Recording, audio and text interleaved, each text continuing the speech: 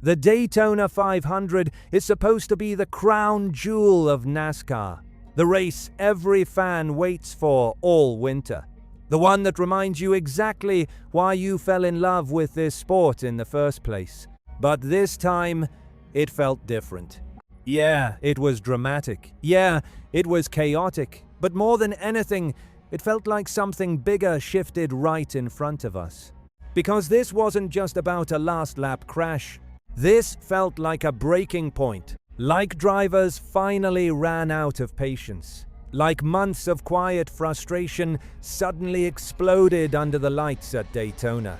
And whatever happened in those final seconds didn't just spark debate about one move. It raised serious questions about where NASCAR is heading as a sport. And if you care about the future of racing, you need to pay attention to this.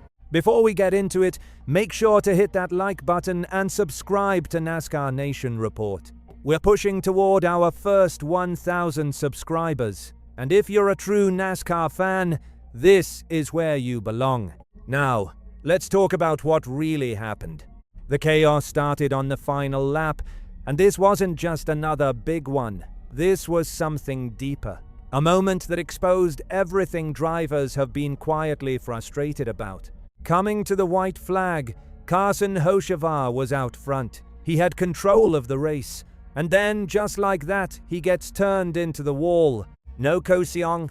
The field keeps charging. Out of turn 4, Chase Elliott surges forward. For a split second, it looks like he's about to steal the biggest win of the year.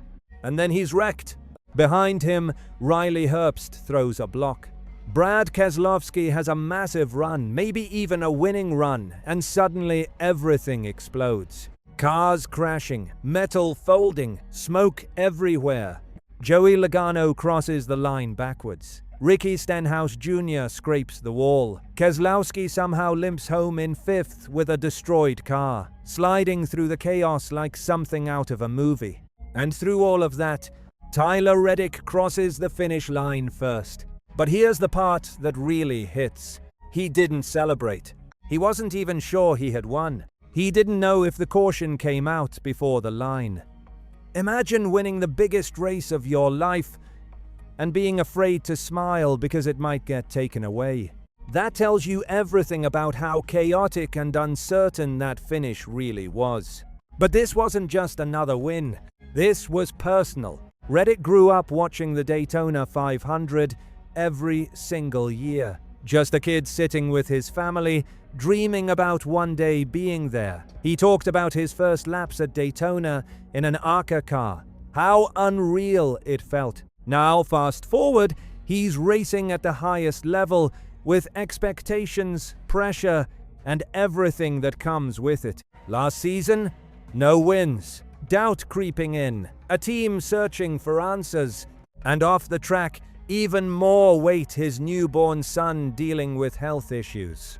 He said the only time he'd ever felt emotions like this before was when he won the pole at the Charlotte Roval while his son was in the hospital. Think about that. While fans argue online about blocks and crashes, this is a driver carrying family struggles, pressure, and the weight of years of sacrifice from parents, from grandparents, from everyone who helped him get here. Before the race, his son asked him, "Are you finally going to win this one?" That's not just a victory, that's legacy.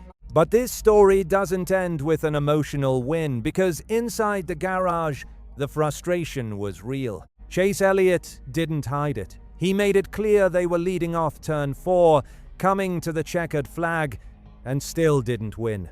That's heartbreak. Brad Keselowski was even more direct. He called the move one of the dumbest things he's ever seen, blaming the block for wiping out half the field. In his mind, that was a win taken away. Riley Herbst defended himself, said he picked his lane, got pushed, and was just trying to win. And even Reddick admitted he doesn't win that race without Herbst. So, who's right? That's where this becomes bigger than one finish. Because all race long, drivers weren't going all out. They were saving fuel, lifting, riding half throttle, staying locked in tight packs. And that brings us to the real issue, the next-gen car. Right now, the cars are too equal. Same speed, same drag, same feel.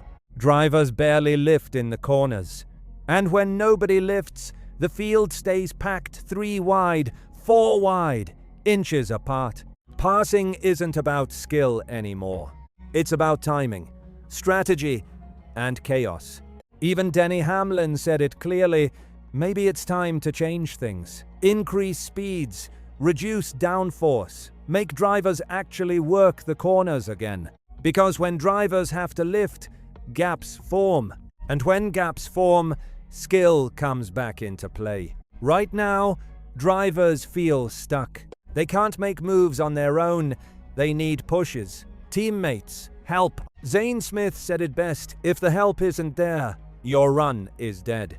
And when the biggest race of the year ends with half the leaders crashing across the line, when drivers are openly calling moves stupid, when the winner doesn't even know he won, that's not just Daytona chaos. That's a warning. NASCAR might be standing at a crossroads. Do you accept this as the new normal? Pack racing, fuel saving, last lap destruction? Or do you change the car and risk something new to bring back real driving, real separation, real skill? Because if this is what the Daytona 500 becomes every year, this debate isn't going away. And honestly, as a fan, it's tough. The drama was insane. Heart-pounding, edge-of-your-seat action. But at the same time, you can understand why drivers feel like something isn't right. The biggest race of the year shouldn't leave this many people frustrated. So now I want to hear from you. Was this just classic Daytona chaos? Or is the next-gen era slowly turning NASCAR's biggest race into a ticking time bomb? Drop your thoughts in the comments.